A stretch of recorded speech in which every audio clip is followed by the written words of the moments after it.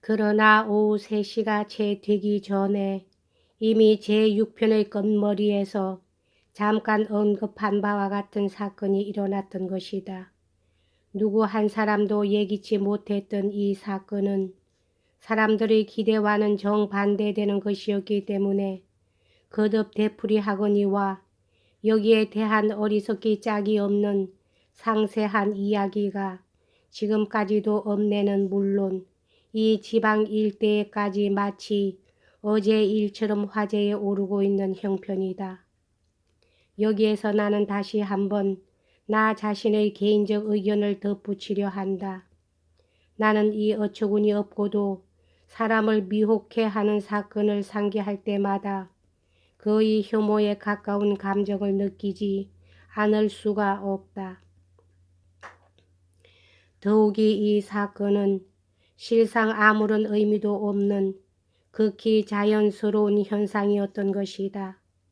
따라서 이것이 이 소설의 주인공, 미래의 주인공이긴 하지만 알료샤의 영혼과 마음에 그토록 강렬한 영향을 주지만 않았던들, 물론 나도 이런 사건에 관해서는 한마디도 언급할 필요가 없었으리라. 그러나 사실 이 사건은 그의 정신생활의 하나의 전환기를 이루었고 그의 이성에 강한 충격을 줌과 동시에 일생을 통하여 어떤 목적 위에 그 자신을 확고부동하게 고착시켜 놓았던 것이다. 다시 하던 이야기를 계속하기로 하자. 날이 새기 전에 매장 준비를 끝낸 장로의 유체를 관에 넣고 그 관을 전에 방문객들을 위한 응접실로 쓰고 있던 옆방으로 옮겨 놓았을 때 관 옆에 서 있던 사람들 사이엔 창문을 열어두어야 할지 어떨지에 대한 문제가 생겼다. 그런데 누군가가 우연히 꺼낸 이 물음에 아무도 대꾸하는 사람이 없었고 또 아무도 유의하려 하지도 않았다. 서로 그들 중의 몇몇 사람이 이 물음에 유의했다 할지라도 거룩한 성자의 유체가 썩어서 악취를 풍길지도 모른다고 생각한다는 것은 도저히 있을 수 없는 일이었다. 그런 질문을 한 사람은 비록 조소의 대상까지는 되지 않았지만 신앙심 적고 천박한 사람이라고 연민의 정을 일으켰을 정도였다. 그도 그럴 것이 사람들은 전혀 반대되는 것을 기대하고 있었기 때문이다. 그런데 정오가 지난 지 얼마 안 되어서부터 이상한 징조가 나타나기 시작했다. 관이 안치된 방에 드나들던 사람들은 자기들 마음속에서 고개를 쳐들기 시작한 의혹을 처음에는 묵묵히 가슴 속에 감추고 어느 누구에게도 말하는 것을 몹시 두려워하고 있는 듯 싶었다. 그러나 오후 3시가 가까워지자 이제는 부정할 수 없을 정도로 냄새가 뚜렷해졌으므로 이 소식은 곧 암자 전체에 알려져 참배자들 사이에 퍼졌고 순식간에 수도원으로 전해서 수도사들을 모두 놀라게 한 다음 이어고는 눈 깜빡할 사이에 읍내에까지 퍼져 신앙을 가진 자고 안 가진 자고 간에 모든 사람들을 흥분의 도가니로 몰아넣었다. 신앙심이 없는 자들은 좋아라고 날뛰었지만 신앙을 가진 자들 중에도 오히려 그들 이상으로 기뻐한 자들이 있었다. 그것은 이미 고인이 된 장로가 자기의 훈계 중에서 말한 대로 사람이란 올바른 자의 타락과 지옥을 기뻐하는 법이기 때문이다. 사실 처음엔 관 속에서 조금씩 시체 썩는 냄새가 나기 시작하다가 시간이 경과됨에 따라 더욱 심해져서 오후 3시경에는 의심할 여지가 없게 되었던 것이다. 이런 사실을 발견하고 난 직후 사람들 사이에 심지어는 수도사들 사이에서까지 즉각적으로 야기된 점잖지 못한 소동과 추태는 이 수도원의 과거 역사 전체를 살펴보아도 찾아볼 수 없는, 아니 도저히 상상조차 불가능한 일이었다. 아마 다른 사람의 경우였다면 이런 일은 절대로 일어나지 않았을 것이다. 그 후 몇 해가 지나고 난 뒤의 일이었지만 몇몇 분별 있는 수도사들은 그날의 사건을 상기하고는 어떻게 그런 수치스런 일이 벌어졌던 것일까 하고 새삼 놀라움과 공포를 느꼈던 것이다.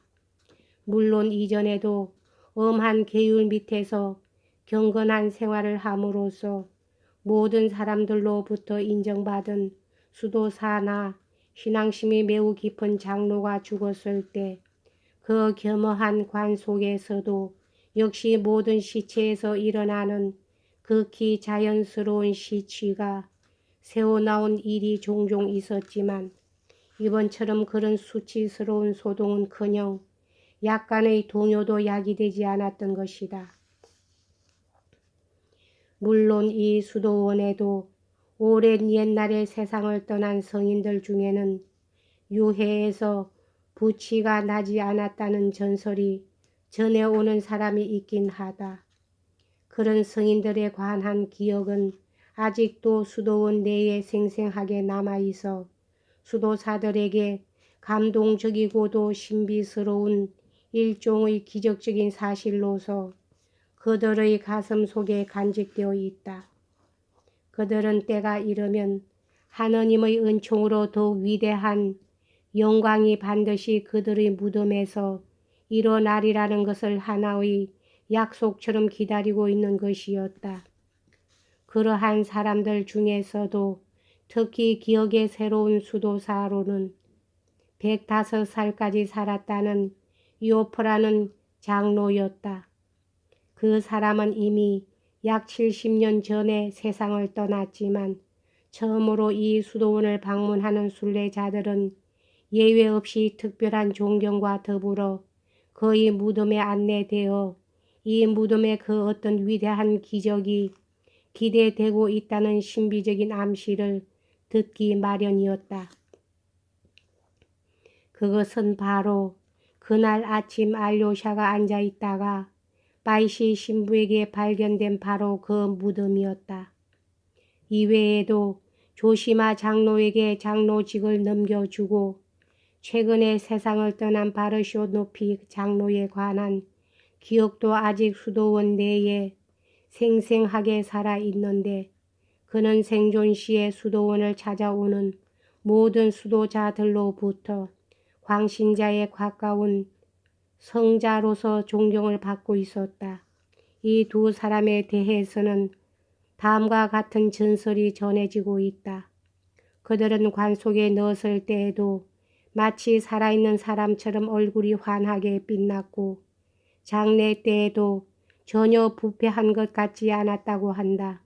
심지어 몇몇 사람들은 그들의 시체에서 그윽한 향기가 풍겨왔다고까지 주장하고 있었다.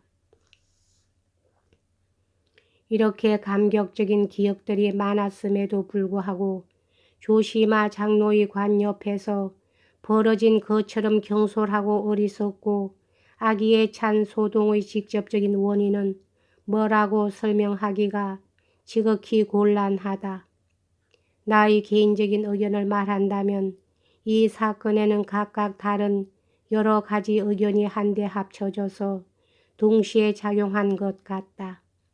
이를테면 그런 원인 중의 하나로서 장로 제도를 유해무익한 새 제도라고 보는 뿌리 깊은 적개심을 들 수 있는데 이것은 수도원 내의 의외로 많은 수도사들 마음속에 깊이 숨어 있었다. 그리고 더욱 중요한 원인의 하나는 성자로서의 고인의 신성한 지위에 대한 질투심이었다. 이 지위는 장로가 생존해 있을 무렵에는 확고부동한 것이었기 때문에 아무도 왈가왈부할 수 없었던 형편이었다. 고인이 된 조심아 장로는 기적 따위보다는 오히려 사랑의 힘으로 많은 사람의 마음을 끌어 자기를 사랑하는 사람들도 자기 주위의 하나의 세계라고도 할 수 있는 것을 이룩하고 있었다. 그럼에도 불구하고 아니 오히려 그 때문에 많은 시기하는 자들과 적을 만들게 되었다. 그들 중에는 공공연하게 반감을 드러내 보이는 자가 있는가 하면 몰래 뒷구멍으로 쑥덕거리는 자들도 있었다. 그런데 이러한 반대자들은 비단 수도원뿐만이 아니라 일반 사회에도 있었던 것이다. 장로는 그 누구에게도 해를 끼친 일이 없었으나 왜 사람들은 그에게 저토록 성인 대접을 하는 것일까? 라는 의문이 늘 그의 주위에 떠돌고 있었다. 그리고 이 의문이 점차 되풀이 되는 동안 이었고 끝없는 정오의 시면이 이루어지고 말았다. 나의 생각으로는 바로 이러한 이유 때문에 많은 사람들이 그렇게도 빨리, 즉 만 하루도 경과하기 전에 장로의 유해에서 썩는 냄새가 풍기는 것을 보고 좋아서 날뛴 듯 싶다. 이와 동시에 이때까지 장로에게 헌신적인 사랑을 바쳐온 사람들 중에서도 이 사건으로 인하여 자기가 모욕을 당하기나 한 것처럼 수치를 느낀 사람들이 몇몇 나타났다. 사건은 다음과 같이 벌어졌던 것이다. 유체가 썩기 시작했음이 드러나자마자 고인이 된 장로의 암자에 들어오는 수도사들의 얼굴만 보아도 그들이 무엇 때문에 들어왔는지 단번에 알아챌 수 있게 되었다. 그들은 들어왔다가도 오래 머물러 있지 않고 때를 지어 바깥에서 기다리고 있는 군중에게 소문이 사실이라는 것을 알리기 위해 황급히 나가버리곤 하였다.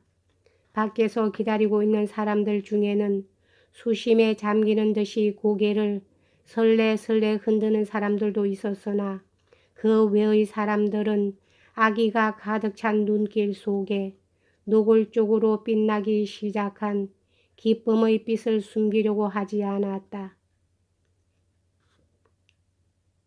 여기까지 하겠습니다.